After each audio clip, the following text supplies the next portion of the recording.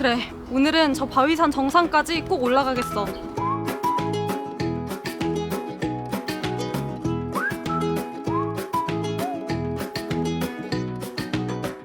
아, 맞다. 정상까지 가려면 등산복이 필요하지.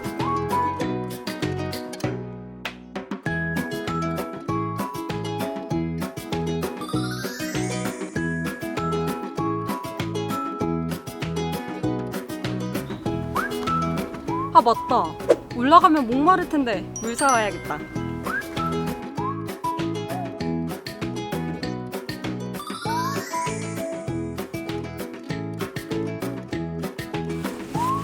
자, 이제 올라가 볼까? 아, 맞다. 올라가면 배고플 텐데 김밥 좀 사올까?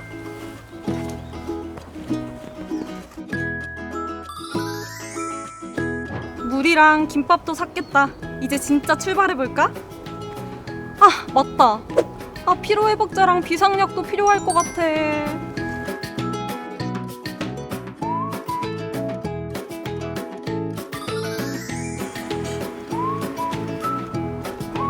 아, 맞다. 선크림. 내 피부는 소중하니까.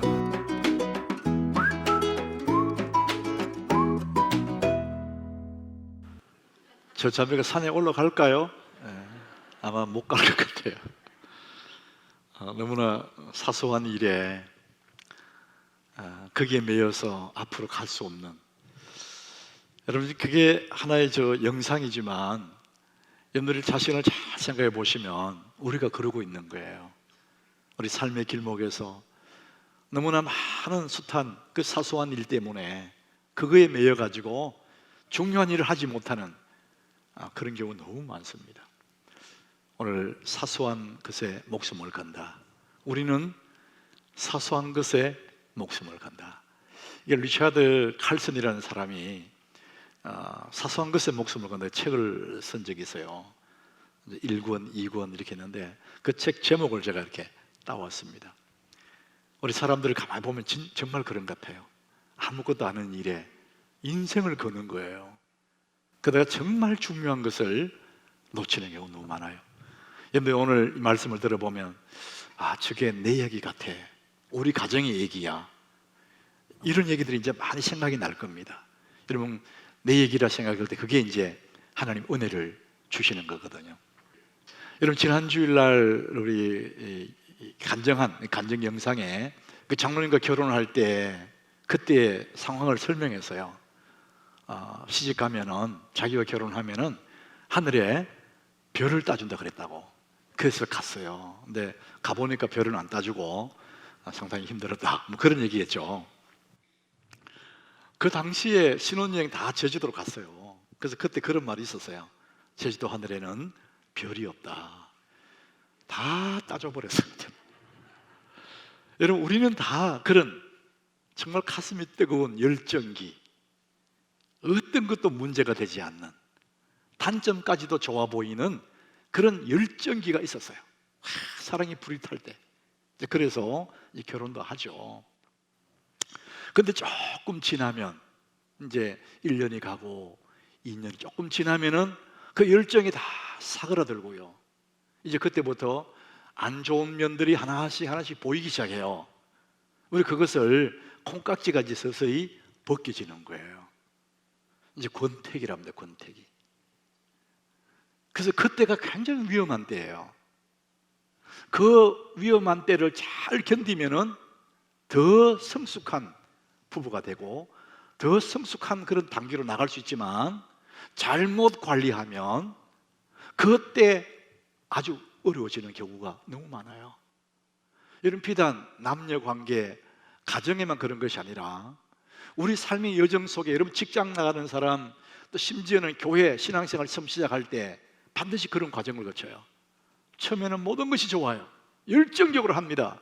조금 지나면은 안 좋은 모습이 보이기 시작해요. 그럴 때 우리가 잘못 관리하면 우리는 아주 나락으로 떨어지거나, 잘 관리하면 더 좋은 성숙기로 나갈 수가 있는 거죠.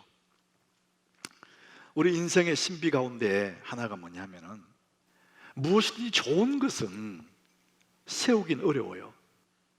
귀한 것은 세우기는 어렵지만 무너지는 것은 한순간이야. 여러분, 모든 게 그래요. 여러분들 돈을 번다, 성공을 한다, 많은 시간이 필요해요. 노력이 필요해요. 근데 그것이 무너지는 것은 한순간에 무너져요. 우리 건강을 관리하는 거 시간이 필요하죠. 수고하고 애쓰고 노력이 필요해요. 근데 무너지는 것은 한순간이에요. 여러분, 가정이 그렇습니다. 여러분들 애를 쓰고 가정을, 좋은 가정을 잘 가꾸는 것은 많은 수고와 노력과 시간이 필요하지만 가정이 깨어지는 것은 순간이에요. 이게 인생의 신비 같아요. 자, 그래서 가정은 무엇이냐? 우리가 속해 있는 가정, 우리가 계속해서 이 가정의 달에 가정 얘기를 하고 있지 않습니까? 이 가정은 이 세상에서 가장 안전한 휴식 공간이에요. 제가 설교 메모란에 그렇게 적었어요. 그리고 삶의 가장 기본기를 배우는 학교가 가정이에요. 지친 몸과 마음을 완벽하게 휴식할 수 있는 곳이 가정이에요. 아무것도 허물되지 않는 곳. 가장 중요한 인생의 기본기를 가정에서 배우는 거거든요. 그래서 우리는 가정에서 태어나고 그곳에서 자라면서 삶을 배우고 그곳에서 행복을 누리도록 하나님 그렇게 만드셨어요. 오늘 저는 이 말씀을, 본문을 두 군데 잡았어요. 이제 구약의 아가스와 신약의 야고보서 3장을 잡았는데, 아가스 2장 15절에 정말 중요한 말씀을 하고 있습니다. 우리의 포도원이라고 나오거든요. 이게 이제 솔로몬과 술람미 여인의 가정을 얘기하는, 가정을 포도원이 비유한 거죠. 우리를 위하여 여우 곧 포도원을 하는 작은 여우를 잡아라. 우리의 포도원에 꽃이 피었다. 사랑으로 이루어진 아름다운 가정이 있는데 그 가정이 꽃이 피고 막 이제 연그러져 가려고 하는 그때 그 포도원에 작은 여우가 들어오는 거예요. 작은 여우가 들어와서 꽃을 따고 그 포도원을 망가뜨린단 말이죠. 이 포도원은 가정과 똑같습니다. 그래서 우리는 가정을 잘 지키고 애쓰지 않으면 작은 여우가 들어와서 가정을 다 파괴시킵니다. 인생의 문제는요, 큰 문제에서 발생하는 게 아닙니다.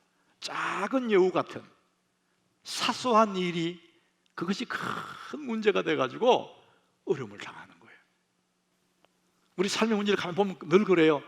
작은 사소한 문제가 큰 문제로 비화가 되는 거죠. 그래서 우리는 사소한 것에 목숨 걸면 안 되는데 우리는 자꾸 사소한 것에 목숨을 거는 거예요. 그리스 신화 중에 이 헤라클레스라는 아주 힘이 센 존재가 있습니다. 세상에서 가장 힘이 세다고 하는 헤라클레스가 어느 날 길을 가는데 자기 가는 길에 조그마한 주먹만한 어떤 존재가 딱 길을 막고 있는 거예요. 천하의 헤라클레스가 저놈이 내가 누군지 모르는 모양이다 이러면서 발로 뻥 차버렸어요. 그랬더니 주먹만한 것이 갑자기 수박만해진 거예요. 이놈 봐라, 천하의 헤라클레스를 어떻게 보고 다시 한번 발로 빵 찼어요. 그랬더니 수박만한 그것이요 큰 바위가 돼버려요. 더 커졌어요. 화가 난 헤라클레스가 몽둥이를 들고 그 바위를 내려쳐버렸어요. 그랬더니 바위마당 그게 큰 산이 돼서 앞을 딱 막아버리는 거예요. 이제는 어떻게 하지도 못하고 씩씩거리고만 있는 거예요. 그때에 예쁜 여신 아테나가 나타났어요. 미소를 보내면서 노래를 불렀어요. 그랬더니 그 큰 산만한 것이 점점 작아지는 거예요. 계속 노래를 부르고 미소를 보내고 점점 작아지더니 나중에는요 사과만한 게 딱 돼서 톡 떨어지더래요. 그때 아테나가 헤라클레스 향해서 말한, 가만히 두세요. 건드리지 마세요. 저것은 당신의 마음속에 있는 분노와 같아. 당신의 마음속에 분노와 같아. 건드릴수록 점점 커집니다. 이런 얘기를 해요.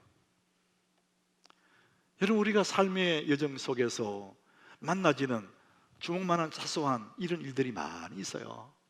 그런데 그것들을 잘못 대하면 큰 문제가 될 수 있고, 그것들을 잘 대하면 아무 문제가 안 될 수 있습니다. 사람들은 사소한 것에 목숨 걸다가 인생을 다 버리고요. 정말 중요한 것에는 정신이 없고 근데 신경이 서지 않는 그런 경우가 너무나 많다는 것이죠. 자, 오늘 이 야고보서 3장 5절에 이런 말씀이 있어요. 우리의 이 혀를 얘기하는 혀, 이와 같이 혀도 작은 지체라는 거예요. 우리 몸 전체 비하면 혀는 보이지도 않잖아요. 입속에 있는 거예요. 작은 거예요. 근데 큰 것을 자라고, 보라 얼마나 작은 불이 얼마나 많은 나무를 태우는가. 작은 불씨가 전 산의 나무를 태워버리듯이 우리 몸에 있는 혀, 이 혀가 작은 것이지만 이것이 인생의 바퀴를 불태워버릴 수 있다, 이런 얘기를 하는 거예요. 이게 좀 더 쉬운 성에 이렇게 표현했어요. 여러분의 입에서 나오는 말이 하찮아 보이지만 그 말은 무슨 일이든 성취하거나 파괴할 수 있습니다. 우리 입술이 나오는 말이 너무나 사소한 것 같지만 그것이 파괴해버릴 수도 있고 세울 수도 있고 그건 잘 사용해야 된다, 이런 얘기를 하는 거예요. 제가 2주 전에 저녁을 먹고 아내와 함께 이제 운동 삼아 산책을 나갔어요. 저 강변에 나가니까 저녁에 좀 어두워지니까 이제 가로등이 쫙 켜지는 거예요. 그 시간에 사람들이 왔다 갔다 많이 하더라, 운동하는 사람들이. 여러분, 우리가 살고 있는 우리 대한민국이 참 좋은 나라예요. 그 밤에 한적한 길에 가로등 다 켜준다고 운동하라고. 그래서 제가 그날 좀 저녁에 살살하니까요, 긴 소매가 있는 추리닝을 위에 하나 입었어요. 약간 좀 두꺼운. 그리고 안에는 런닝 하나 입고 그 위에다 입은 거예요. 그리고 마스크 쓰고 둘이가 이제 쫙 가서 얘기하면서 쫙 가다가 어디까지 가서 돌아오니까 이제 좀 이제 땀이 나기 시작하더라고요. 덩어리도 땀이 나고 얼굴에 땀이 막 있어있는 거예요. 그래서 제가 자크를 좀 내렸어요. 내리니까 안에 허연 런닝이 이렇게 보이는 거예요. 한 반쯤 내렸어요. 그때 아내가 나를 보더니 여보, 자크 올리세요 그러더라고요. 왜요? 그랬더니 당신 안에 런닝 다 보이잖아요. 근데 왜요? 그랬더니 당신은 하남교회 얼굴이 작냐고. 내리면 사람들이 보고 욕한다는 거예요. 그래서 내가 화가 났어요. 야, 나는 자크도 못 내려. 순간에 내 인생 어디 갔나? 나도 내 인생 좀 살고 싶은데 이게 뭐예요? 그래서 내가 보면 좀 어떠냐고 했더니 당신은 하나님의 얼굴이라는 거예요. 그 말이 틀린 말이 아니야. 여러분, 자꾸 내리는 게 나쁜 거예요? 아무것도 아니야. 그래서 저는 감정이 상하더라니까요. 내 인생이 어디 갔냐 싶더라고. 나는 내 인생을 못 사는 거예요. 이것도 못 내려. 몸에 땀이 나도. 몇 마디 더 하면요 전쟁 붙을 것 같더라고요. 이 사람 항상 옳은 말만 하니까. 그래서 당신 먼저 집에 가라고. 먼저 같이 있으면 자기가 나하고 같이 내리고 가면 자기 얼굴 깎이니까 먼저 가라고. 그리고 내가 다 내려버렸어요. 이렇게. 그렇죠. 강 쪽으로 보고 벤치에 탁 앉아 이거 이러고 탁. 이야, 내 인생 어떻게 했지? 한참 그러다가 이제 집에 온 기억이 있어요. 여러분, 사람들이요 가정에 문제가 생길 때 뭐 대단한 문제 때문에 생긴 게 아니에요. 아주 사소한 거 말 한마디 때문에요 불이 붙는 거예요. 난리 나는 거예요. 자꾸 때문에 전쟁 직결까지 간 거예요. 그러다가 내가 물러선 거죠. 여러분, 가정에 보면은요 저희들도 그런 경우 있어요. 그냥 사소한 일, 그냥 양말 벗어서 빨래통에 탁 넣어주면 좋은데 왜 당신은 자꾸 이게 버리냐, 이런 얘기 하거든요. 근데 우리는 이제 그것 때문에는 안 싸워요. 워낙 우리는 이제 훈련됐기 때문에. 저는 그래서 넣는 게 아니라 아무 데나 막 던져놔도 괜찮아요. 우리는 그걸 더 이상 문제 삼지 않기로 했어요. 근데 그것 때문에 전쟁한 사람 많아요. 그거 또 있죠. 가정에서 화장실에 가면 당신이 앉아서 소변 보세요. 물 다 튀깁니다. 냄새 난다는 거예요. 여러분, 아마 남자분들 그런 거 많을 거예요. 그 저도 더 이상 그것 때문에 싸우지 않습니다. 이제는. 그 남자는 원래 서서 볼 보도록 되어 있는데 왜 자꾸 앉으라 그러냐, 그지?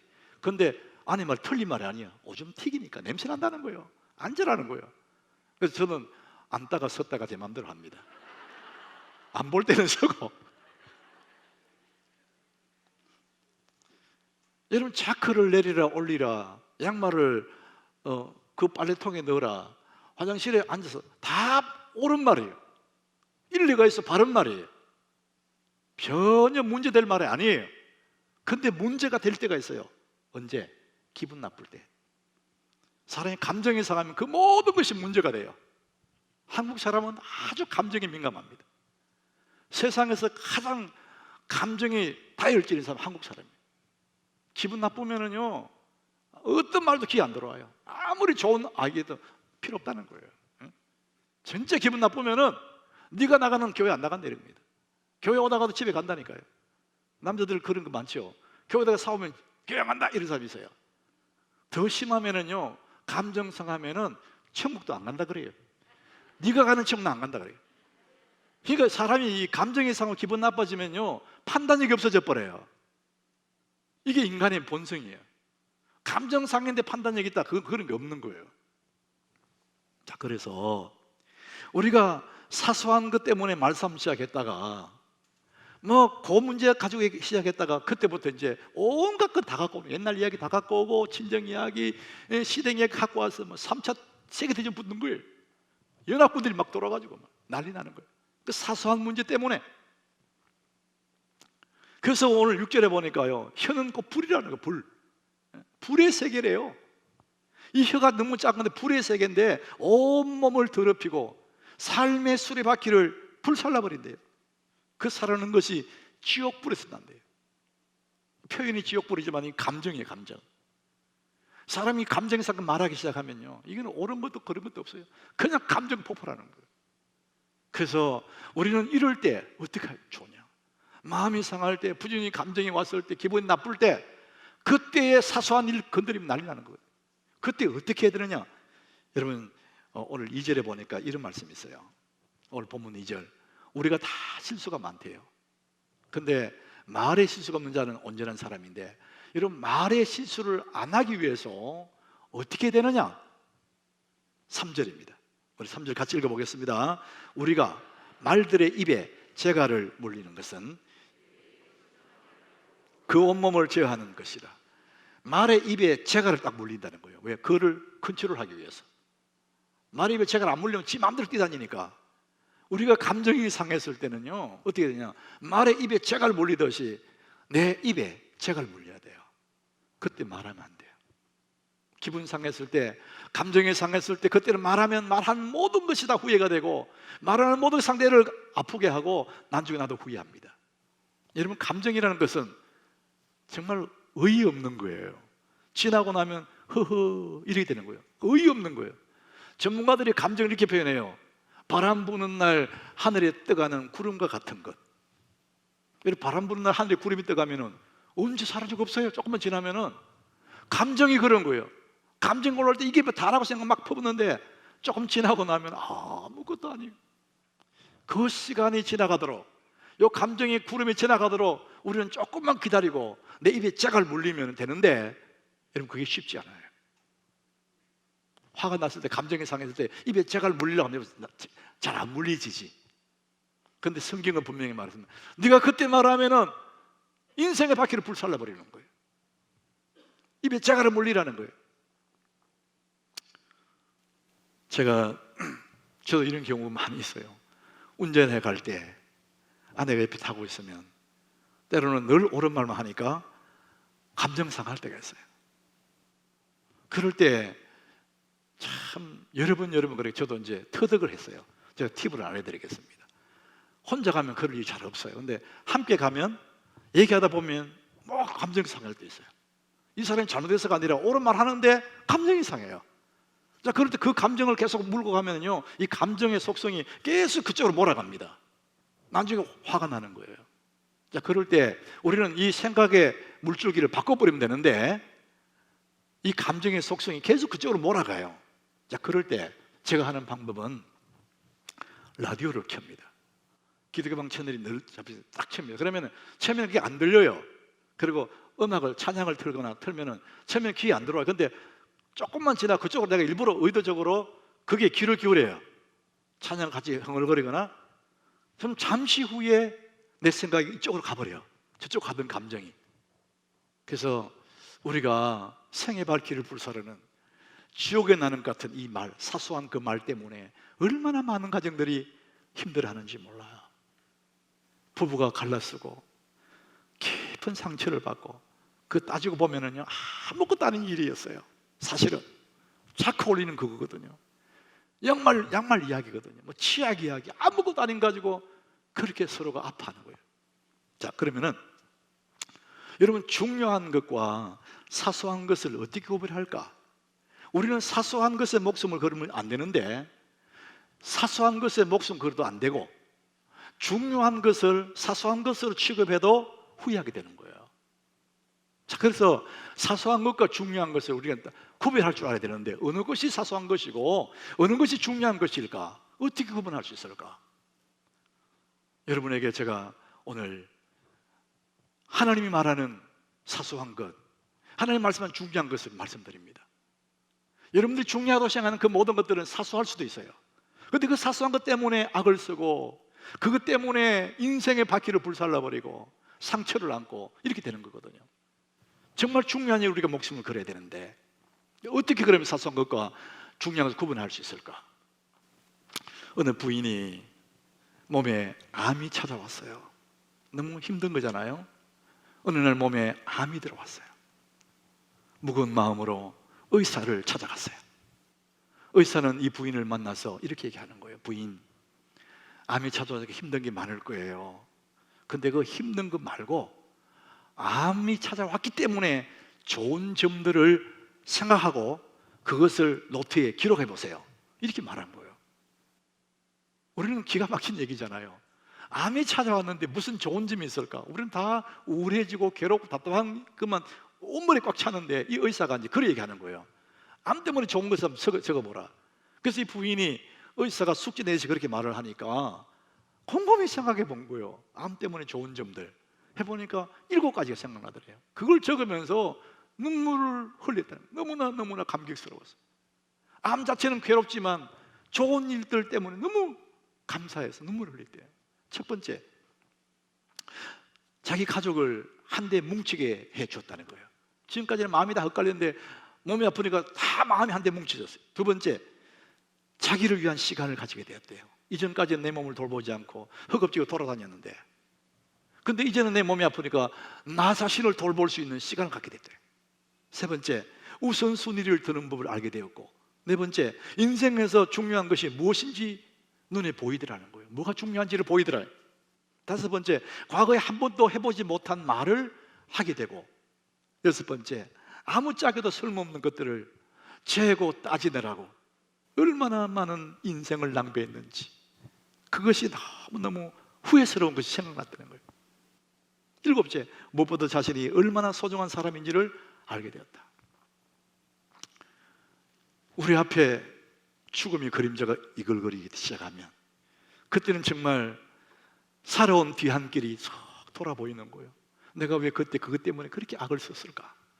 아무것도 아닌 그것 때문에 그렇게 통곡하고 잠 못 자고 너무 부질없는 것, 아무것도 아닌 거, 내가 왜 그런 인생을 그런데 낭비했을까? 이게 한눈에 딱 보이는 거예요. 평소에는 안 보이다가. 여러분들 아마 생각해보면 그럴 거예요. 내가 왜 그런 일에 그렇게 쓸까? 부끄럽기도 하고 후회스럽기도 하고. 여러분, 죽음의 심리학이 있어요. 사람이 한 세상을 살다가 죽음이 다가오는 것을 느껴질 때, 내 삶이 이제 얼마 남았구나 느껴질 때, 그때 모든 사람들이 후회를 하는 인간의 그 심리가 있어요. 한결같이 후회합니다. 살아온 날을 반추하면서 내가 인생을 잘못 살았구나. 그 사람들이 후회하는 후회 내용이 돈을 못 벌었다고 후회한 사람 없고, 출세 못했다고 후회한 사람 없고, 높은 자리 못 올라갔다고 후회한 사람 아무도 없고, 한결같이 모든 사람이 후회하는 공통점 하나가 있대요. 사랑해야 될 사람을 더 사랑해 주지 못한 것이 너무 가슴이 아프다. 그게 막 눈에 왔다 갔다 해서, 하나님 내게 한 번만 기회 주세요. 내가 한 번만 더 기회 주면 진짜 내가 사랑하고 아끼고 살겠습니다. 이런 후회가 온다는 거예요. 우리가 평소에는 사소하게 얘기했던 그것들이 죽음에 가까이 오면 그것이 그렇게 중요한다는 것을 알게 된다는 거죠. 여러분, 사소한 것 중요한 구별은 간단합니다. 내가 죽음이 다가올 때, 그때에 후회할 그 일들은 다 중요한 일이에요. 우리는 뒤집어서 삽니다. 후회할 그 일들을 지금 하지 않습니다. 사소한 거 후회 하나 하지 않을 사소한 일에 인생을 거는 거예요. 우리가 진정으로 목숨을 걸어야 할 일이 있습니다. 사소한 것에 목숨 걸지 말라는 거죠. 우리는 사소한 목숨, 그렇게 하면 우리 인트로 영상에서 그 물 한 병 때문에 산에 못 왔다 갔다 하잖아요. 사소한 일에 인생 허비하지 마라. 정말 중요한 일에 목숨을 걸어라. 이런 얘기인데요. 여러분, 성경이 분명하게 말을 해요. 진짜 내가 인생을 걸고 목숨을 걸어야 할 일이 있어요. 마태복음 22장이에요. 37절에 예수님이 그 말씀하셨어요. 우리 같이 읽어보겠습니다. 예수께서 이르시되 내 마음을 다하고 목숨을 다하고 뜻을 다하여 주 너의 하나님을 사랑하라 하셨으니, 목숨을 다해서 할 일이 하나 있어요. 그게 뭐냐? 하나님을 사랑하라는 거예요. 이게 목숨 걸 일이라는 겁니다. 그 다음 주 이렇게 말하죠. 이것이 크고 첫째되는 계명이고 또 하나 더 있어요. 그 다음 절에 둘째도 그와 같으니 내 이웃을 내 자신과 같이 사랑하라 하였으니, 우리가 목숨을 걸어야 될, 인생을 집중해야 될 중요한 일은 두 가지가 있어요. 관계입니다. 관계. 하나님과 나와의 관계, 이웃과의 관계, 여기에 인생을 걸으라는 겁니다. 이걸 걸지 않으면 언젠가 세상 떠날 날이 다가올 때에 뜨거운 후회의 눈물을 흘리게 된다. 여러분, 우리가 하나님과의 관계에서 목숨을 다하여 주 너의 하나님을 사랑하라 그랬거든요. 여러분, 사랑한다는 거 그거 막연하지 않습니까? 우리가 삶에 적용한다면, 내가 진짜 하나님을 사랑한다면 뭘로 합니까? 예배하는 거죠. 예배. 이 예배가 사소하게 보이지만 예배는 너무너무 중요하다는 거예요. 예수님 말하잖아요. 목숨을 걸 만큼 중요하다, 이렇게 말씀합니다. 우리 계속해서 사무엘상 2장 30절, 이번 달 주제 존중에 대한, 리스펙, 존중에 대한 성경 구절인데요. 나를 존중해 준 자를 내가 존중해 기고 나를 멸시한 자를 내가 경멸한다. 하나님 하신 말씀이거든요. 하나님을 존중한다면, 하나님을 사랑한다면 하는 일이 뭡니까? 목숨 걸고 우리는 그분에게 예배하는 것이죠. 이것이 우리가 내 삶에 정말 중요한 일이라는 거예요. 여러분, 하나님을 존중하는 자, 하나님을 경멸해 기는 자, 여러분, 그게 뭡니까? 예배하는 것은 하나님을 존중하는 것이고, 죄 짓는 것은 하나님 멀리하는 거잖아요. 여러분, 죄 짓는 것 하나님 멸시하는 것이죠. 하나님이 가장 싫어하는 큰 죄가 있습니다. 거짓말하고 남의 물건 훔치고, 그것도 죄지만 더 근원적인 큰 죄가 뭡니까? 하나님을 떠난 죄입니다. 하나님 멀리한 죄예요. 창세기부터 요한계시록까지 하나의 메시지가 뭡니까? 하나님을 떠난 인생이 돌아오라는 메시지. 돌아오라. 가장 큰 죄가 하나님을 떠난 겁니다. 여러분, 코로나 바이러스 때문에 이 핑계로 우리는 이 예배를 사소하게 여기기 시작해요. 끝까지 예배 한 번 안 드리면 어떡해? 그거 뭐 문제가 있으려고, 뭐 핸드폰 놓고 대충 앉아서 보고 있으면 그거 예배 드리는 거다. 여러분, 성경은 분명히 말합니다. 나를 존중해 준 자를 내가 존중해 기고 나를 멸시한 자를 내가 경멸해 긴다. 네가 마음을 다하고 뜻을 다하고 목숨을 다하여 주 내 하나님을 사랑해라. 여러분, 우리가 목숨을 걸어야 할 그 일은 하나님과 관계 얘기고 예배 얘기입니다. 여러분 인생의 예배의 인생을 한번 걸어보십시오. 하나님 여러분을 어떻게 하시는지. 우리는 너무 예배를 사소하게 여기는 거예요. 정말 중요한 걸 사소하게 여기버리는 거예요. 그래서 인생의 문제가 거기서 나오는 겁니다. 예수님이 또 말씀합니다. 둘째도 그와 같으니, 22장 39절, 둘째도 그와 같으니 내 이웃을 내 자신과 같이 사랑하라 하셨으니, 그와 같다잖아요. 마음을 다하고 목숨을 다하고 하나님을 사랑하듯이 둘째도 그와 같으니 내 이웃을 내 자신같이 사랑하라. 우리 가장 가까운 이웃은 우리 가족들입니다. 여러분, 가족을 사랑하는 그 관계에 인생을 걸어야 되는데 우리는 그것을 사소하게 여기거든요. 그러니까 늘 문제가 생기는 겁니다. 여러분, 모든 관계는 말로 이루어집니다. 말 한마디로 천냥비도 같기도 하고, 말 한마디로 관계가 완전히 깨어지기도 합니다. 말. 그래서 우리는 이 말이 너무나 중요하죠. 어느 중년의 목사님이 어느 날 저녁을 먹고 사모님을 이렇게 하시다 보니 너무 마음이 미안하더라는 거예요. 여러분, 모든 아내들이 마찬가지예요. 근데 특히 목사는 몸으로 일하는 사람이 아니에요. 이 정신으로 일하는 것도 맞겠지만 가슴으로 일하는 사람이거든요. 여러 사람들 대하다 보니까 늘 마음이 상해요. 한마디씩 하는 것 이렇게 돌아오면 마음이 상하거든요. 이 목사님이 자기 아내를 이렇게 보니까 꽃다운 나이 나한테 시집 와서 고생만 하고 가슴앓이만 하는 아내가 보니까 너무 미안하고 안 됐어요. 그래서 그날 저녁에 목사님이 사모님에게 이렇게 말했어요. 여보, 당신 참 좋은 사람이에요. 아내는 평생 그 말을 처음 들은 거예요. 목사님한테. 당신 참 좋은 사람이에요. 사모님 너무 감격스러워 행복했어. 그날 저녁에는 잠이 안 올 만큼 너무 좋아한 거예요. 목사님이 그냥 무심코 그 말 한마디 했는데 사모님 너무너무 좋아해요. 그래서 그 다음날 목사님이 새벽기도 가서 두 가지를 회개했다는 거예요. 저렇게 좋아하는 말을 내가 왜 진작 안 해줬지? 이걸 회개하고, 두 번째는 마음에 없는 말을 해준 게 너무 하나님 앞에 죄송해서.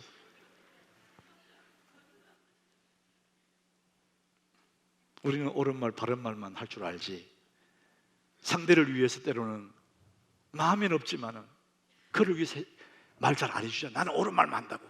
정의 사도처럼. 부부관계는 그런 게 아니에요. 여러분, 마음에 없는 말을 빈말이다 이렇게 말하죠. 빈말.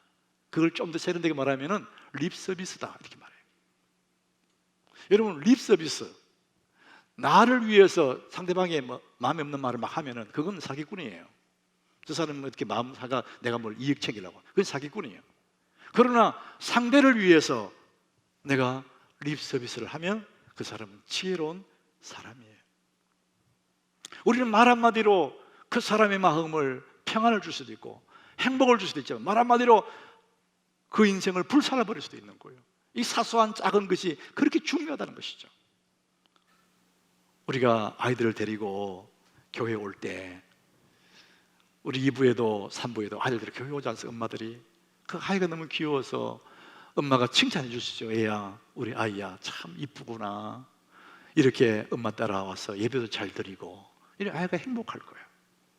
근데 말과 축별은 책에 보면은 그보다 더 좋게, 똑같은 얘기지만 더 좋게 해줄 수 있는 말이 있대요. 사랑하는 내 아이야, 너 정말 이쁘구나, 이렇게 예배를 잘 드리니 하나님이 너를 멋있는 사람으로, 정말 좋은 그릇으로 너를 쓰실 거야. 미래를 얘기해 주는 거예요. 그 아이는 오늘 예배하지만 자기 미래를 엄마한테 들은 거예요. 아빠한테. 하나님 너를 멋지게 쓰실 거야. 자기 미래의 꿈이 가슴에 들어오는 겁니다. 말이 씨앗이 되고 내 마음에 들어온 거죠. 예언적인 말입니다. 우리가 말 한마디로 그 사람의 마음에 용기와 희망을, 꿈을 줄 수도 있고 그 사람을 키워주시는 말이 되는 것이죠. 그런 이 말을 잘못하면 그의 삶의 바퀴를 불살라버릴 수도 있다는 것이죠. 말로 인생을 바꿀 수 있습니다. 오늘 4절에 보니까 이런 말씀이에요. 오늘 본문에 보니까 배를 보라, 배. 바다에 떠가는 배. 큰 광풍이 일어나서 배가 흔들흔들 할 때 그래도 그 뒤에 작은 키가 하는데, 이 키가 움직이면서 배가 이리 가기도 하고 저리 가기도, 방향을 바꾸지 않느냐, 이렇게 얘기를 해요. 이 말 한마디, 작은 키처럼 우리 입속에 있는 혀, 이 말 한마디가 인생의 방향을 바꿔 놓을 수 있다는 거예요. 우리는 사소한 것에 목숨을 겁니다. 그러나 정말 중요한 것에 목숨을 걸어요. 관계입니다, 관계. 제가 작년 봄쯤인가 저 소망수양관에 며칠 제가 가 있었어요. 아침 일찍 일어나서 하나님 말씀을 묵상하고, 그런 아침에 그 말씀을 적용하면서 문득 집에 있는 아내가 생각이 났어요. 그래서 아내를 생각 참 미안하고 또 고맙기도 하고 이런 생각이 확 몰리는 거예요. 근데 그때 내 마음속에 울리는 노래가 하나 있었어요. 근데 그 노래가 당신만은 못해요, 이런 노래예요. 그래서 제가 이제 검색해가 찾아가지고 다운을 받아서 아내한테 보내줬어요. 노래 가사가 이렇습니다. 좋은 곳에 살아도 좋은 것을 먹어도 당신의 마음 불편하면 행복이 아닌 거죠. 남들이 돈 벌어주면 아들이 행복하다가 그게 아니에요. 마음 불편하면 행복이 아니라는 거예요. 웃고 있는 모습이 행복한 것 같아도 마음속에 걱정은 참 많을 거예요. 꼭 내 얘기 같더라고요. 저 사람 웃고 있어도 걱정이 많을 거야. 사랑도 나무처럼 물을 줘야 하는데 가끔씩 난 당신께 슬픔만을 줬어요. 제가 그랬었거든요. 너를 사랑한다고 수없이 말을 해도 내가 내 맘 아닐 때는 화낼 때도 많았어. 이 노래가 내 노래더라고요. 후렴이 너무 멋있어요. 세상 사는 게 바빠 마음에 틈이 생겨 처음 했던 약속을 지키지 못하지만 이 세상에 무엇을 나에게 다 준대도 가만히 생각하니 당신만은 못해요. 제가 이게 많이 불러서 이 정도 부르는 거예요. 이 노래 부르기 어렵거든요. 그래서 아내가 그걸 받고 너무 막 좋아하는 걸 상상하니까 가슴이 뭉클한 거예요. 세상 사는 게 바빠 마음에 틈이 생겨. 바쁘다는 핑계로 말이죠. 처음 했던 약속을 지키지 못하지만 이 세상에 무엇을 나에게 다 준대도 가만히 생각하니 당신만은 못해요. 사랑해 난 널 사랑해 사랑해 난 너를 사랑해. 오늘 남자들이 참 아내들에게 한 번씩 보내주고 불러주세요. 제가 제 노트북에 그게 있어서 자주 제가 부르기도 하고 아내에게 들려주기도 하고. 여러분, 우리가 주어진 하루를 살아가는 멋진 하루를 살아가는 방법 복잡한 게 아니에요. 전문가들이 말을 해요. 내게 주어진 이 하루를 멋지게 살아가는 방법은 딱 3가지인데 내 주변에 있는 사람들에게 따뜻한 미소를 주고 내 주변에 있는 사람들에게 따뜻한 말을 해주고 저녁이 되면 11시 전에 잠을 자는 거다, 이렇게 얘기해요. 그러면 하루가 너무 멋진 하루가 된다는 거예요. 우리가 사소한 것에 목숨 걸다가 그 아무것도 아는 일에 악을 쓰고 소리 지르고 하다가 내 인생 다 보내지 말고 정말 하나님 사랑하는 일에, 내 가족들을, 내 주변의 사람들을 사랑하는 일에 내 인생을 걸면 나머지 모든 것들은 그냥 따라오게 되어 있는 거예요. 여러분 가정의 관계에 거기에 목숨을 한번 걸어보십시오. 하나님 말씀하는 그 일에 쓸데없는 작은 일 때문에 감정 상해가지고 그것 때문에 싸우고 인생 보내면 너무 후회하게 됩니다. 미소를 보내고 그리고 고마워하고 따뜻한 말 한마디 해주고 그러면 멋진 인생이 되는 거죠. 아가서 2장 15절에 우리를 위하여 포도원을 허는 작은 여우를 잡아라. 우리의 포도원에 꽃이 피었다. 여러분 가정이 꽃이 피고 열매 맺는 그런 가정 되기를 바랍니다. 그러려면 작은 여우를 잡아야 돼요. 그 사소한 것에 목숨 걸게 하는 이 작은 여우를 잡아야 돼요. 그리고 우리 가정에 중요한 것에 우리는 에너지를 투자하고 하나님을 사랑하고 관계의 모든 가족들에게 미소를 보내고 사랑하는 그걸 통해서 우리 가정은 날마다 푸르고 푸른 아름다운 포도원이 될 줄로 믿습니다.